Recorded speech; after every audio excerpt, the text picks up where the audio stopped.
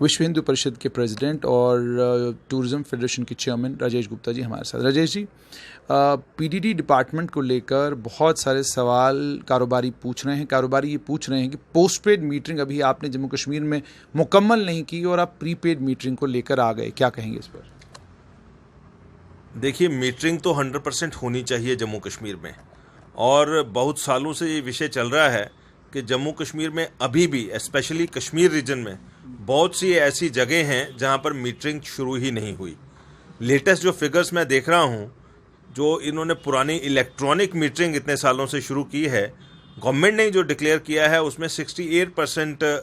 Metering Jammu में हुई है, 32% या 38% कश्मीर में हुई है। तो प्री या पोस्ट पेड का सवाल नहीं है, मीटरिंग का सवाल है।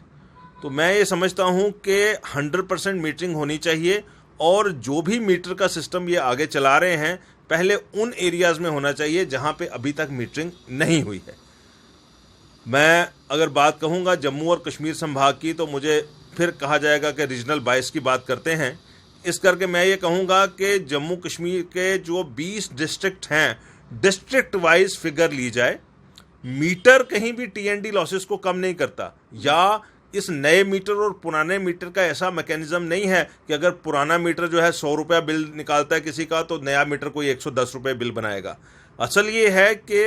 कंजम्पशन जब होती है और कंज्यूमर से किसी वजह से अगर पैसा नहीं लिया जाता, तो उसमें स्टेट को एक्सचेकर का नुकसान होता है, इलेक्ट्रिसिटी डिपार्टमेंट को एक्सचेकर का नुकसान होता है, और कंज्यूमर्स को मीटरिंग से कवरेज 100% दी जाए। तो मेरा ये कहना है, और आपके माध्यम से मैं इलेक्ट्रिसिटी डिपार्टमेंट को भी कहना चाहता हूं, कि जो लोग ऑलरेडी जिनके कनेक्शंस मीटर्ड हैं, उनकी बजाय अब जो नई मीटरिंग है वहां पे की जाए जहां पे अभी तक कनेक्शंस मीटर्ड नहीं हैं। दूसरी बात, डिस्ट्रिक्ट वाइज या एरिया वाइज एक्सेस किया जाए कि कहां पे डिस्ट्रीब्यूशन और ट्रांसमिशन के लॉसेस ज़्यादा हैं। जहां डिस्ट्रीब्यूशन और ट्रांसमिशन के लॉसेस ज़्यादा हैं, वहां पर आकर के आप अपनी मीटरिंग को 100% कीजिए और अपनी रिकवरी को 100% कीजिए। जैसे हम यहाँ गांधीनगर की बात करते हैं, 100% मीटरिंग है, ऑलमोस्ट बहुत अच्छी रिकवरी भी आ रही होगी। जो आदमी बिल नहीं देता, दूसरे महीने आप उसका बिल काट देते हो, वहां बार बार अगर नए मीटर लगाते जाएंगे उसका क्या फायदा है? वो तो स्टेट को नुकसान है। मीटर ऐसी जगहों पे लगाइए जहां मीटर नहीं लगे हुए। दूसरी बात, मैं आपके माध्यम से ये कहना चाहता हूं कि सरकार ने अभी अनाउंस किया है कि 3 महीने तक हम कोई ब्याज नहीं लगाएंगे, और शायद जून जुलाई अगस्त तक कहा है कि 3 इंस्टॉलमेंट्स में अपने पुराने बिल दे सकते हैं। तो मैं ये कहना चाहता हूं कि जो बिल अभी जम्मू में कंज्यूमर्स को आए हैं उनमें ये फैसिलिटी नहीं दी गई है, और ड्यू डेट्स जो मई की थी, मई लास्ट वीक की, उसमें भी अगर किसी ने मई 25 अगर ड्यू डेट थी तो 2 दिन के बाद पैसे जमा कराए हैं, तो उसमें पेनल्टी या इंटरेस्ट जो लगना, जो रूटीन में लगता था, वो लगाया है। तो वो पैसा अगर कंज्यूमर्स ने जमा करवाया है तो उनको क्रेडिट किया जाए और उनके अगले बिलों में एडजस्ट किया जाए, क्योंकि गवर्नमेंट ने खुद अनाउंस किया है कि अगस्त तक आप पुराने बिल दे सकते हैं लॉकडाउन पीरियड के। अजय जी, जैसे कि आपने मीटरिंग को लेकर बात करी है, तो आपसे ये भी समझना चाहेंगे कि कारोबारियों ने 5 अगस्त के बाद पहले एक तरह का बंद देखा, फिर उसके बाद कोविड का लॉकडाउन है, कोविड के लॉकडाउन और 5 अगस्त के बाद बंद की सूरत हाल के बाद आप समझना चाहिए क्या कारोबारियों की स्थिति ये है कि वो इतने बड़े बड़े बिल जो हैं सरकार को दे सकें, और जो रिलीफ की बात सरकार ने की है उसमें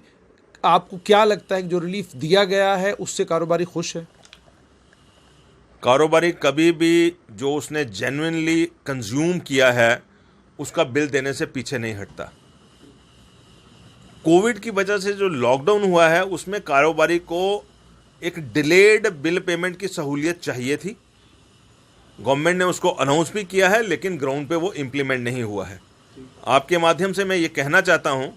कि उसको इम्प्लीमेंट करें, और किसी भी बिल में जो कि कारोबारियों को भेजा जा रहा है पेनल्टी वाला प्रोविजन ना रखें। बिल की ड्यू डेट ही 31 अगस्त कर दी जाए, जो भी पिछले बिल इशू हो रहे हैं मई के महीने से या इस महीने, और जिन लोगों से एडिशनल पैसा पेनल्टी के तौर पर लिया गया है वो उनके अकाउंट्स में क्रेडिट किया जाए। सरकार ने एक और चीज़ करी हुई है कि जम्मू में एपीडीआरपी के तहत जो काम हुए हैं, कुछ कॉलोनीज़ में आपको ट्रांसफार्मर मिलेगा, उसके साथ मीटर मिलेगा और कनेक्शन प्रॉपर मिलेगा।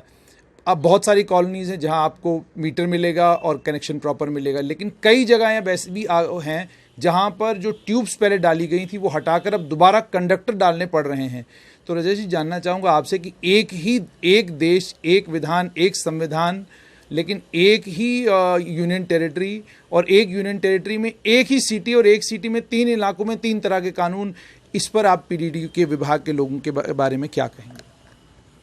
देखिए, जो अब जिस बात की तरफ आप इशारा कर रहे हैं वो आप कर रहे हैं इरकॉन ने जो केबलिंग की, और उसके बाद उस केबलिंग के बाद उसको दोबारा से रिमूव करके बड़ी सारी जगहों पे पुराने सिस्टम के पे आने की बातचीत हो रही है। वो केबलिंग जो है प्रोफेशनली या तो नहीं की गई, और मेरा ऐसा मानना है कि वो क्रिमिनल मिसकंडक्ट है उन लोगों का जिन्होंने इस तरह की केबलिंग को प्रोफेशनली, उसको क्वालिटेटिवली मॉनिटर नहीं किया। एक काम को बड़ा सोच समझ करके अगर सरकार करवाती है और उसको ग्राउंड पे इम्प्लीमेंट नहीं करती है, तो स्टेट का जो पैसा है, जो पब्लिक मनी है, उसका इस ढंग से दुरुपयोग होना कि एक ट्रांसफार्मर भी लगे, केबलिंग भी हो, और उसके बाद वो कंपनी बीच में चली जाए और वो केबलिंग को दोबारा उखाड़ करके पुराने सिस्टम पे हम ले आना शुरू कर दें बड़ी आसानी से, तो मैं समझता हूँ कि पैसे का दुरुपयोग, समय का दुरुपयोग और पब्लिक की इनकन्वीनियंस, ये सारी चीज़ें हो रही हैं। रैशनल यूनिफॉर्म सिस्टम होना चाहिए। कभी हम कहते हैं कि ऑर्डिनरी मीटर से इलेक्ट्रॉनिक मीटर पे जाएंगे, इलेक्ट्रॉनिक मीटर में पोस्ट पेड है, उसको प्रीपेड पे जाएंगे, हमें कोई एतराज़ नहीं है किसी भी सुधार के लिए। लेकिन जो मैं पहले कहा कि क्या नए मीटर और पुराने मीटर में ऐसा फ़र्क है कि वो 100 और 120 रुपये की बिलिंग डालेगा, जिसका आज 100 आ रहा है उसका 120 बिल आएगा? दूसरा, क्या जिसको आपका पोस्ट पेड मीटर है, जिसको वो बिल जा रहा है, अगर वो बिल नहीं देता तो क्या आप उसका कनेक्शन नहीं काटते? अगर आप कनेक्शन काटते हैं तो वो मीटर उसमें फ़र्क नहीं डालेगा। जहां बिजली की चोरी हो रही है, जहां आपने मीटरिंग आज तक की ही नहीं है, उन एरियाज़ में मीटरिंग की जाए, ताकि जो लोग सिस्टम में लैप्सेस के बेनिफिशियरी हैं, विदाउट मीटरिंग बिजली चला रहे हैं, उन लोगों से आप बिल वसूल कर सकें, ना कि उस उपभोक्ता को आप तंग करें जो पहले ही जेन्युइनली बिल दे रहा है। एक आखिरी चीज़ राजेश जी, शहरों में तो आपने मीटर लगवा दिए और लोगों से आप ज़बरदस्ती किराया भी वसूलते हैं, और वो किराया भी वसूलते हैं जिसकी वहाँ कई जगह पर ऐसे बिल भी आए कि लोगों ने कहा जी बिजली जलाई नहीं, लेकिन बिल हमसे लिया गया। लेकिन गाँव की स्थिति इतनी ख़राब है कि बहुत सारे गाँव ऐसे हैं जहाँ पर लोग ना तो बिल देते हैं, मशीनरी वहाँ पे चल रही है, बहुत सारे कारखाने वहाँ पे चल रहे हैं, ना बिजली के ना पीडीडी विभाग के लोग जाकर उनसे बिल लेते हैं, और जो जाए वो वसूली नहीं कर पाता। उस पर क्या कहेंगे? देखिए, मैंने आपको पहले ही कहा कि डिस्ट्रिक्ट या एरिया वाइज आप असेसमेंट कीजिए कि कहाँ पे आपकी कितनी बिजली जा रही है और वहाँ पे कलेक्शन कितनी हो रही है, और आपको उन एरिया वाइज ही बिल कलेक्शन की सख्ती करनी पड़ेगी। हम सामाजिक एक